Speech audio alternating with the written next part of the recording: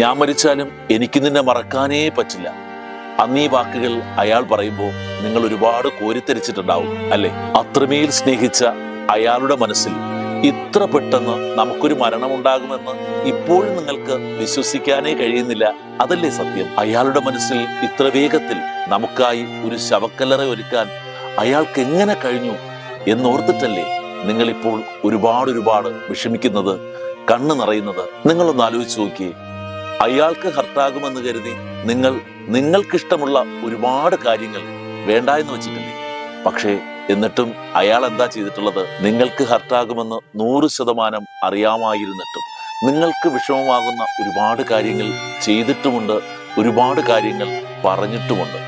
എന്നിട്ടും ഒരു വിഷമവുമില്ല എന്ന് അഭിനയിച്ച് എന്തിനാണ് നിങ്ങൾ അയാൾക്ക് വേണ്ടി കാത്തു നിൽക്കുന്നത്?